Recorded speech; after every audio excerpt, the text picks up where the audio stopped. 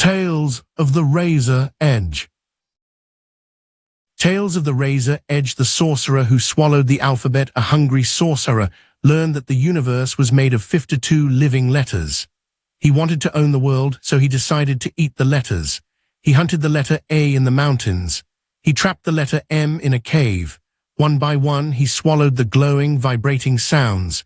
Now I am the creator, he laughed, his belly full of the alphabet. I will speak, and the world will obey. He opened his mouth to say gold. But the letters inside his stomach had formed their own sentences. They were not his slaves, they were his chemistry. The letters inside him spelled tree. Instantly, the sorcerer's feet turned to roots. His fingers turned to branches. His skin turned to bark. He screamed, but his scream was just the rustling of leaves. He had forgotten that he was not the author, he was just the paper. Moral: you seek to consume the power of creation, not realizing that creation is already consuming you. You are not the author of your life. You are a sentence the universe is finishing. The Gorgon's beautiful face. A knight rode out to kill a monster. Legend said the monster was so terrifying that anyone who looked at it turned to stone. I will not look, said the knight. I will use my shield as a mirror and cut off its head. He entered the cave. He heard the monster breathing. He raised his shield. He saw the reflection of the beast, but it wasn't ugly. It was too much. It was the raw, boiling energy of 1,000 galaxies compressed into a face. It was chaos and order, birth and death, spinning together in a vortex of neon light. It was so vividly real that it burned the knight's mind. The knight dropped his sword. He dropped his shield. He looked directly at the beast.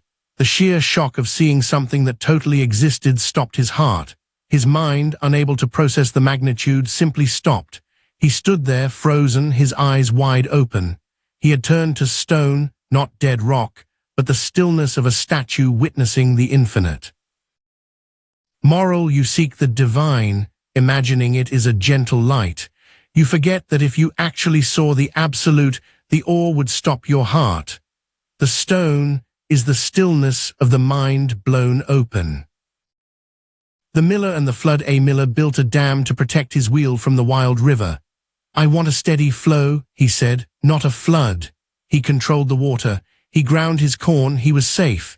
But the river goddess grew angry at being leashed. She sent a storm. The water rose. It crashed against the miller's dam. Hold back, screamed the miller, piling up sandbags. You are too much. You are destruction. The dam broke. The wall of water hit the miller. In that split second, the miller realized he could not fight. So he opened his mouth and drank.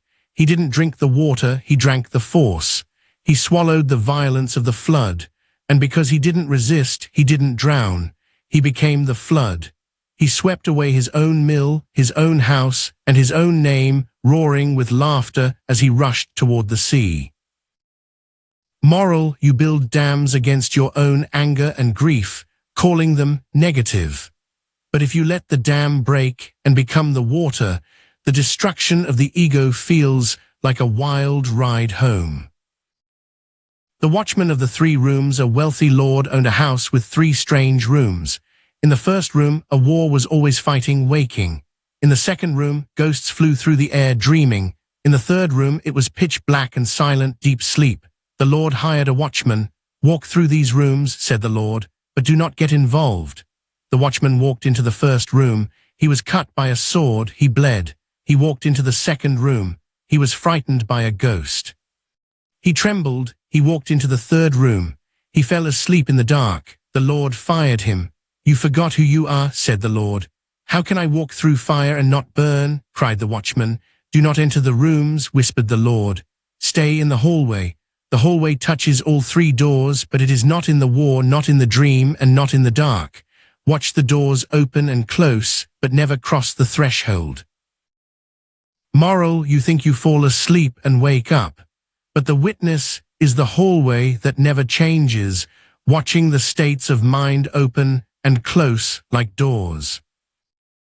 The spider who spun nothing. A spider lived in a high corner of a barn.